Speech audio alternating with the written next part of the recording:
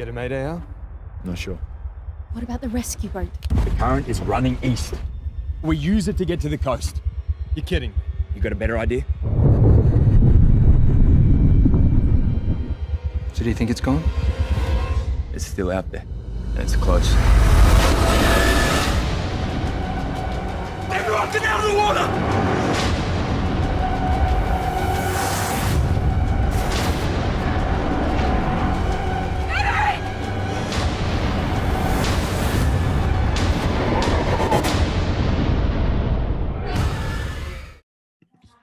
Jeffrey. Martin, I can hear you, and now I can see you. Hey, mate.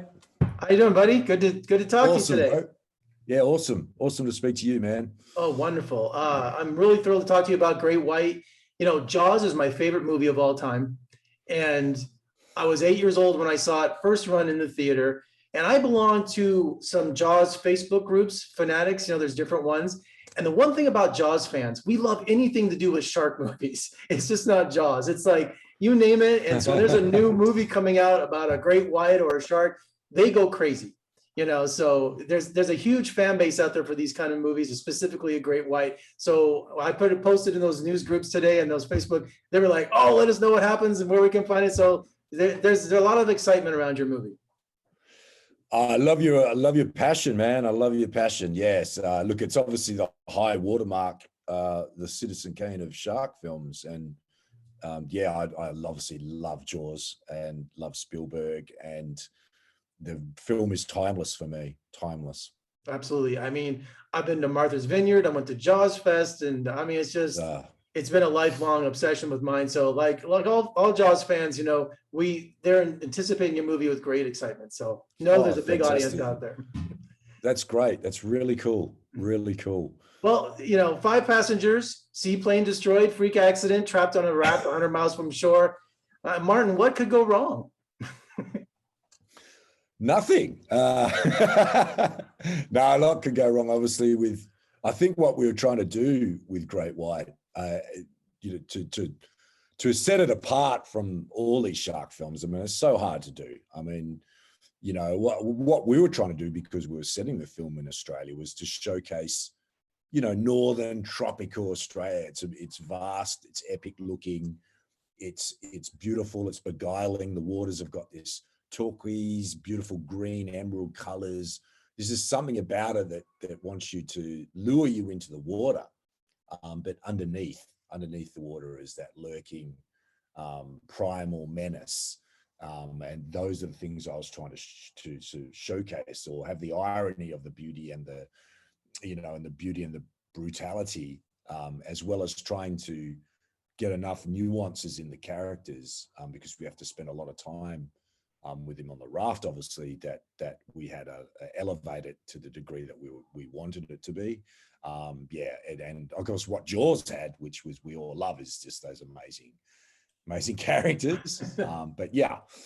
Well, what were the challenges of shooting in and around the water? And Jaws was notorious for shooting on the open sea, and obviously, I don't know if you had that experience, or you shot in a tank or something, but still using water and keeping actors on a flimsy raft. You know, it's like, I mean, talk about the challenges in that.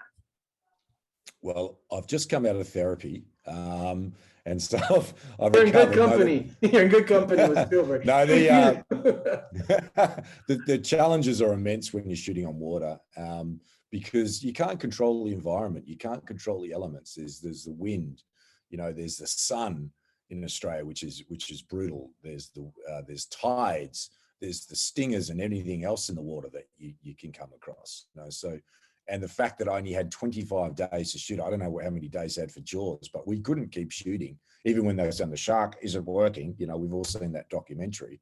You know, so when you're on water, you are really at the behest of the elements, you know, and it's really tough. If you lose someone to sunburn or a bite or a sting, or, you know, you lose 2 hours because the tides have gone and the wind's just too crazy, you know, you got to try and find those 2 hours back the next day. So it's a relentless punishing schedule. And then when you move indoors or you move into a tank, then there's a whole other world of obstacles you know, because you're in confined environments, it's claustrophobic.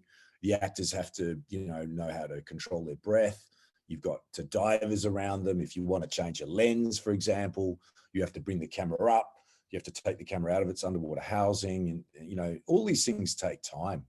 You know, it's a really time-pressured environment, as any film set is, other than the fact you're actually out in the elements, and that can be unpredictable.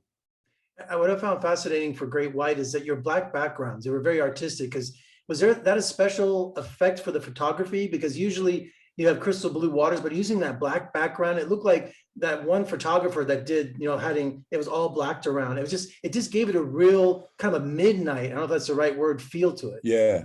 Well, it's all about trying to, I guess the night is just closing in on you. And imagine if you were out there in the middle of the ocean, it was black, pitch black around you, only the sounds of the water lapping and other crazy noises and creaks and groans, all those little things that can put you on edge.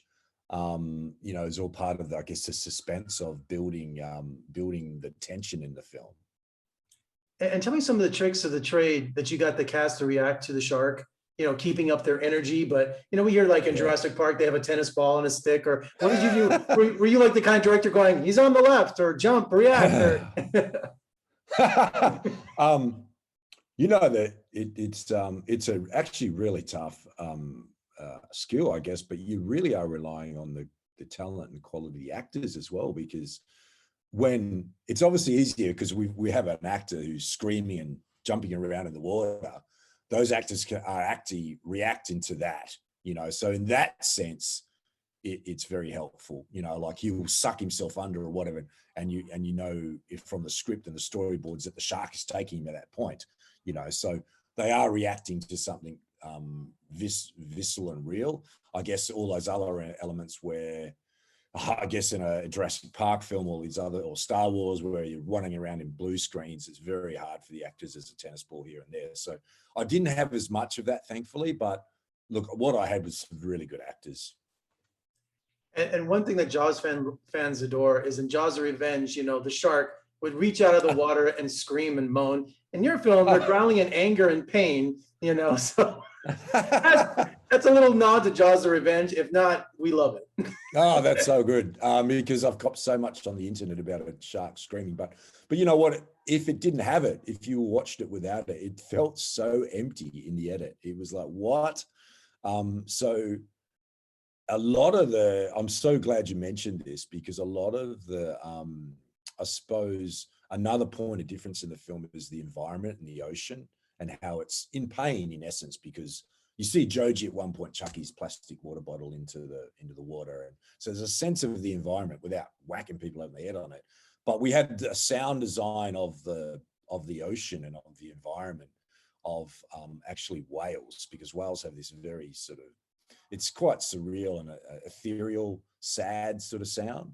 And so the sadness in there, and what we were doing is the sharks were in essence like I don't know, the archangels of the ocean, you know, like taking revenge. So they're not just these, you know, straight up villains. The sharks had a point.